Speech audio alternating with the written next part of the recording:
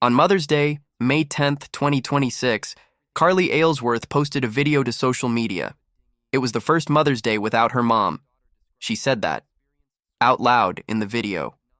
It's the first Mother's Day without my mom. It's pretty hard right now to know that she's not a text away anymore. And then she turned the camera toward the water, because something was happening that she hadn't been told about.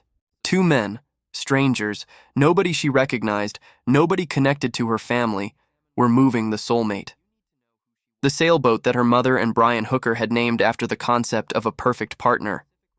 The boat they had been sailing around the Caribbean for years, documenting their life on TikTok and Instagram and YouTube for tens of thousands of followers. Those two men were moving it, and neither of them was Brian. Karli said, "Neither of them are Brian. I've never seen them before." She watched them move the boat. She filmed it. She posted it on Mother's Day while saying it was her first Mother's Day without her mom and that she wasn't a text away anymore. Hours later, CBS News confirmed what was happening. The U.S. Coast Guard had seized the Soulmate. This is forensic disconnect. And today we are going to cover everything that has happened in the Lynette Hooker investigation in the past week. The seized boat, the mystery sailboat that was anchored next to the Soulmate on the night Lynette disappeared, the intensified investigation, the active interviews happening this week, and what all of it means for a case that has been building quietly for over a month while most of the country was focused elsewhere. Before we go further, subscribe and hit the notification bell. New investigations every week. Subscribe. Let me start with the boat, because the seizure of the Soulmate is not just a headline. It's the most significant investigative development in this case since Brian Hooker was arrested and released in the Bahamas in April. When the Coast Guard seizes a vessel in connection with a criminal investigation, they are doing something specific. They are treating that vessel as evidence, not just as a location to be examined and released. As evidence to be preserved, transported, analyzed, and potentially presented in a prosecution. The seizure puts the boat in the legal custody of federal investigators. Everything on it, everything in it, every surface, every fiber, every trace of biological material that has been sitting on that boat since April 4th, 2026, the night Lynette Hooker went into the water. The Soulmate has been docked in the Bahamas since that night. For over a month, it has been sitting there, in the jurisdiction of the Royal Bahamas Police Force, which arrested Brian Hooker and released him without charges, which confirmed him as a suspect but ran out of time under Bahamian law to charge him. For over a month, investigators have known the boat was there, have known what it potentially contains. Now the Coast Guard has it. The federal criminal investigative arm of the United States government has custody of the boat that was the destination on the night Lynette disappeared. The boat that Brian says he never reached. The boat where Lynette's Apple Watch was found. The Apple Watch she was wearing at the Abaco Inn the night she disappeared, which should have gone into the water with her if she fell overboard, which ended up on a boat that Brian says he never boarded that night. The forensic examination of the Soulmate is now in the hands of the U.S. Coast Guard Investigative Service. CGIS, the criminal investigative arm of the Coast Guard, is the agency conducting this investigation. They are not the local Bahamian police. They are federal investigators with the resources, the expertise, and the jurisdictional authority to conduct the kind of comprehensive forensic analysis that a seized vessel requires. What are they looking for? Every surface on that boat is potentially evidence. Blood, DNA, trace materials, the Apple Watch, and what it was doing there. Any indication of what happened on or near the Soulmate on the night of April 4th? Any evidence that contradicts Brian Hooker's account of events, any evidence that supports it. The boat was heading toward Florida when the Coast Guard seized it. Karli filmed it leaving the Bahamas and noted that the GPS had been turned off. They turned off their GPS. That detail, a boat being moved with its GPS disabled, heading toward Florida, in the middle of an active criminal investigation, is the kind of detail that investigators notice. Now let me back up and tell you the full story of this case, because a lot of people have been following Nancy Guthrie and haven't been tracking Lynette Hooker. And the two cases, a woman missing from Tucson, a woman missing from the Bahamas, share something specific. In both cases, the person closest to the victim has a story that doesn't fully add up to the people who know these cases best. Lynette Hooker was 55 years old. She was from Lenawee County in Michigan. She and Brian had been married for over 20 years. They had built a life around sailing, documented obsessively on social media, on a YouTube channel called The Sailing Hookers, through years of footage of the two of them navigating the Caribbean and the Bahamas and wherever the wind took them. She was an experienced sailor, not a tourist, not someone who occasionally went along for the ride. A woman who had been on small boats in open water for years, who knew how to handle herself in rough conditions, who was, by every account from the people who knew her, comfortable and competent on the water. On the evening of April 4th, she and Brian left the Abaco Inn in Hopetown and got into their 8-foot dinghy to return to the Soulmate, which was anchored nearby at Aunt Pat's Bay near Elbow Cay. The Soulmate was their destination, 2.5 miles across the water. Brian says Lynette fell overboard somewhere during that crossing. He says she was holding the engine's safety lanyard, the kill switch cord that cuts the engine when the operator separates from the boat, and that when she fell, the engine cut out. He says he threw a flotation device toward her. He says he lost sight of her. He says he paddled. And he says he arrived at a marina in Marsh Harbor at approximately 4 in the morning, 8.5 hours after they left the bar. The bartender who served them that night, a man named Ken, said it later. It's only 4 miles. It shouldn't have taken 8 to 10 hours to get there. Now let me go through the specific elements of Brian's account that have been questioned by investigators, by Lynette's daughter, and by the people who know these waters. The first is the kill switch. The kill switch is worn by the operator of the boat, the driver, the person controlling the engine. Brian was the driver. The kill switch is supposed to be attached to him. If Brian fell overboard or separated from the controls, the engine would cut out. That's the whole point of the device. Brian told police that Lynette was wearing the kill switch when she fell overboard. As a passenger, Karli has said that she doesn't believe her mother would have been wearing the kill switch, that Brian was the one who drove, and that the kill switch would have been on him. If Karli is right, if the kill switch was normally on Brian and Brian was driving, then Lynette falling overboard would not have cut the engine. Brian would have had power. He could have turned the boat around. He could have gone back for her. The loss of engine power is the specific element of his account that explains why he couldn't immediately return to where she went in. And the kill switch detail, Lynette wearing a device normally worn by the driver, is the only explanation for how the engine cut out. The second is the timeline, 8.5 hours, 4 miles, in 25-mile-per-hour winds. The bartender who knows these waters says that doesn't add up. The specific physics of what an 8-foot hard-bottom dinghy does in 18 to 22 knot winds in the Sea of Abaco, whether the drift alone accounts for both the direction and the duration, is something that maritime forensic experts can calculate. Whether that calculation has been done and what it shows has not been publicly disclosed. The third is the direction.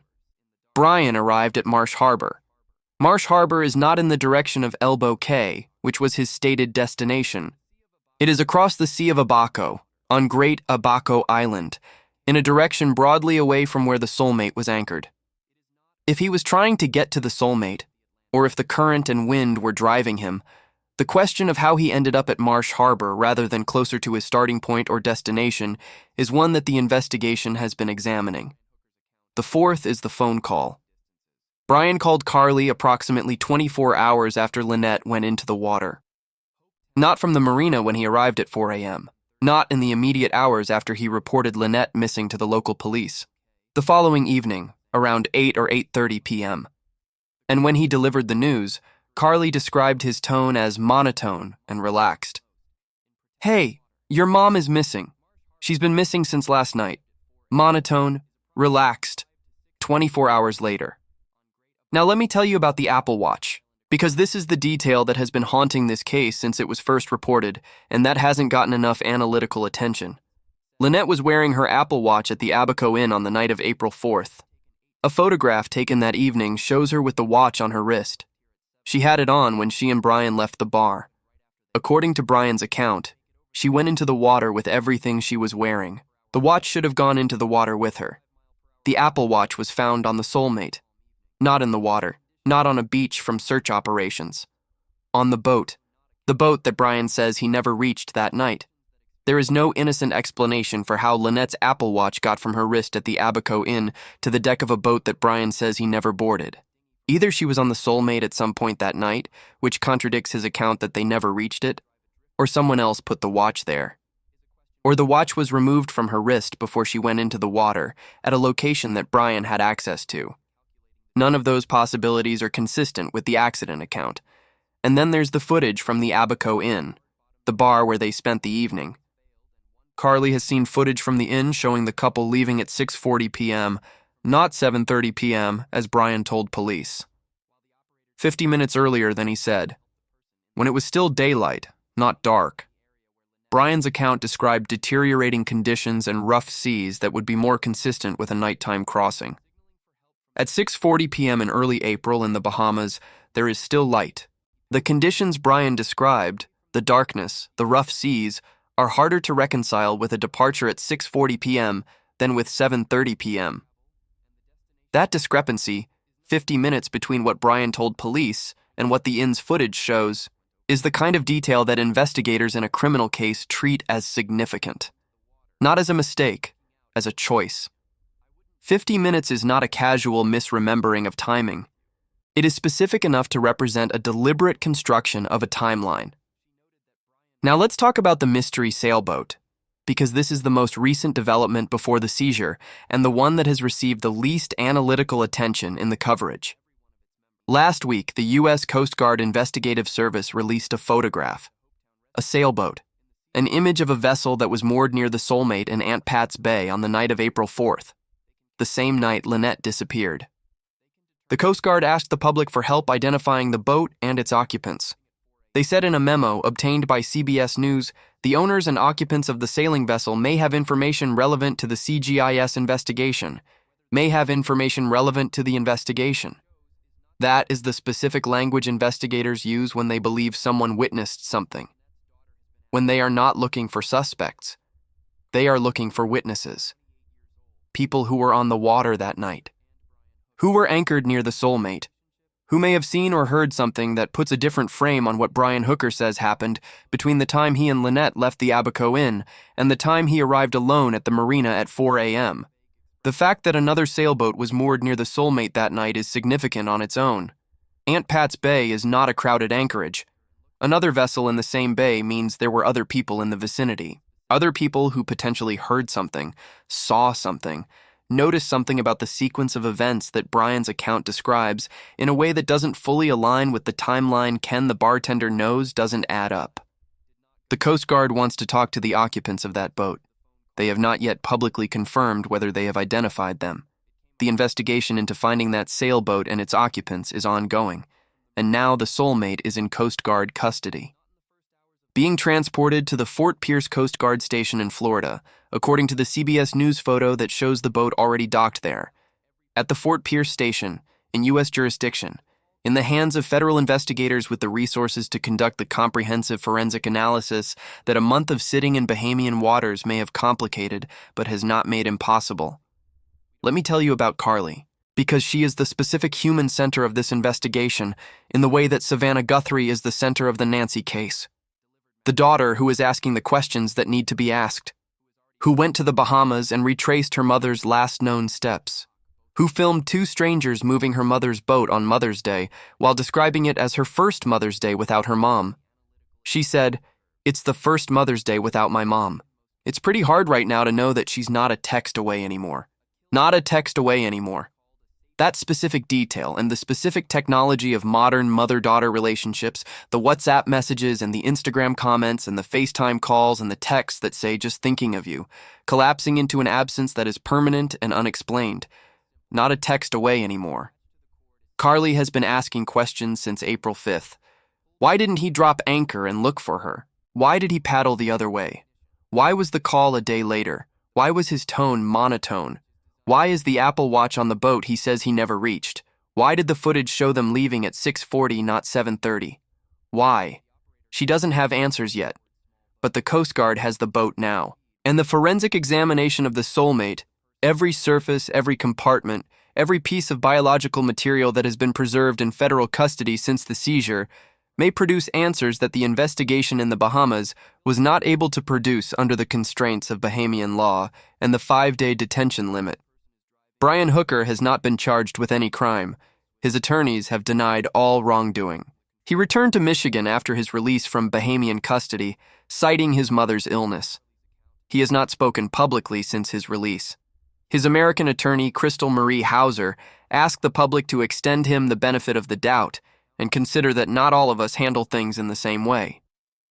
The benefit of the doubt is what a legal system extends to an uncharged person. The Coast Guard is not in the business of extending the benefit of the doubt to boats. They seized it. They have it. And whatever is on it will be examined with the specific, comprehensive, federally resourced forensic analysis that the investigation in the Bahamas was not able to apply. Lynette Hooker is still missing. Her body has not been found. The search in the waters around Hopetown and Elbow Cay has not produced her. The Madres Buscadoras de Sonora, the volunteer search organization from Mexico that has been expanding its work, are not operating in the Bahamas, but the Coast Guard search of these waters has been ongoing. She was 55 years old. She was from Michigan. She built a life on the water with a man she had been married to for over 20 years on a boat they named after the idea of a perfect match. She called the ocean her happy place.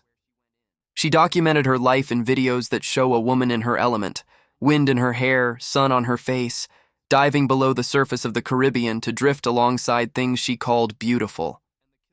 Her daughter filmed strangers moving that boat on Mother's Day and said it was the first Mother's Day without her mom and that she's not a text away anymore. The Coast Guard has the Soulmate now. It's in Fort Pierce, Florida, in federal custody, being examined. The mystery sailboat that was moored next to it on the night of April 4th is still unidentified publicly. Someone knows who was on that boat. Someone anchored in Aunt Pat's Bay on the night of April 4th, 2026, may have seen something that changes the picture of what happened between 6:40 p.m. and 4 a.m. If you have any information about the disappearance of Lynette Hooker, contact the Royal Bahamas Police Force or the U.S. Coast Guard Investigative Service. You can submit tips through the Coast Guard's mobile app, hit the like button, subscribe to Forensic Disconnect. Drop a comment. Does the Apple Watch on the boat that Brian says he never reached change how you see this case? And what do you think the forensic examination of the Soulmate will find? We read every single comment. Lynette Hooker, 55 years old. Missing since April 4th. She's not a text away anymore. But the investigation is getting closer. Let me go deeper into what the Coast Guard seizing a boat actually means forensically. Because this is not a routine impound. This is a federal criminal investigation treating a vessel as primary evidence. And understanding the specific forensic capabilities that CGIS brings to this examination helps explain why the seizure is such a significant development. The Coast Guard Investigative Service is the criminal investigative arm of the U.S. Coast Guard. CGIS agents are federal law enforcement officers with the authority to conduct criminal investigations, make arrests, execute search warrants, and seize evidence in connection with maritime crimes. They are not port authority. They are not harbor patrol. They are federal investigators with the specific expertise to examine maritime crime scenes, vessels, equipment, nautical records, with the same rigor that the FBI applies to land-based crime scenes. When CGIS seizes a vessel in connection with a criminal investigation, the examination that follows is comprehensive. Hull, deck, cabin, storage compartments, engine room. Every inch of accessible surface is documented photographically and physically. Samples are taken from any surface that might retain biological material, blood, skin cells, hair, DNA.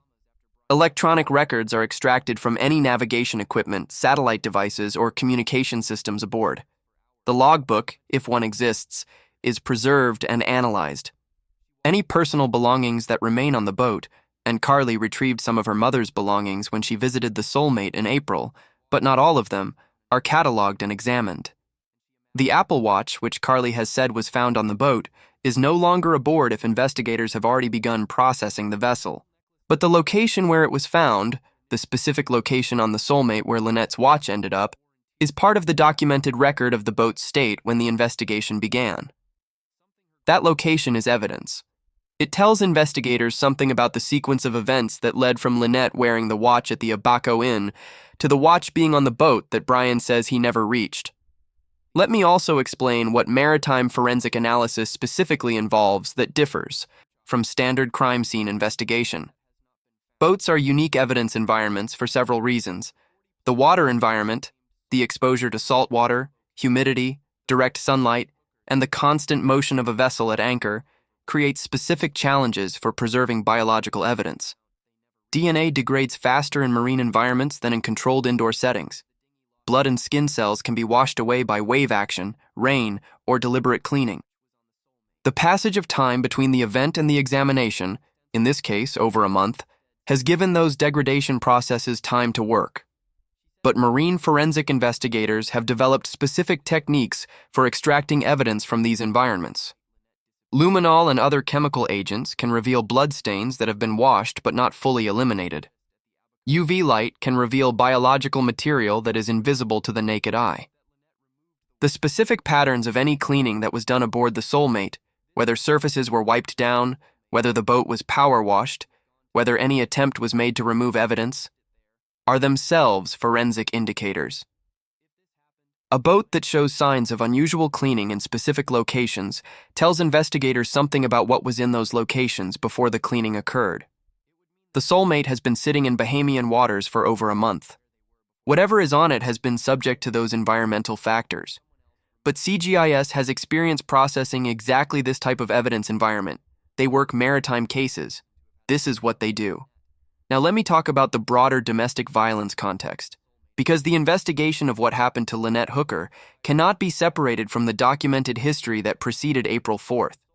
That history is in the public record. It has been reported by multiple outlets, and it describes a pattern that investigators examining a potential intimate partner violence scenario treat as critical context. In 2015, there was a domestic incident in Kentwood, Michigan. Lynette and Brian gave conflicting accounts to police. Lynette told officers she had been struck in the forehead by her husband. The case was eventually dismissed without charges. The prosecutor found insufficient evidence to determine who initiated the assault. But the report exists. Lynette's statement to police exists. The words she said to officers that night are in the record. In 2006, Brian Hooker was acquitted of a child abuse charge, following a separate incident in which child witnesses described him choking a child during a domestic dispute. He was acquitted, no conviction, but the charge was brought. The incident occurred. The child witnesses described what they saw. Karli Aylesworth told Fox News, "There's history of him choking her out and threatening to throw her overboard. That specific allegation, about a specific act described by a daughter whose mother then disappeared from a boat, is the detail that connects the documented domestic history to the specific circumstances of April 4th.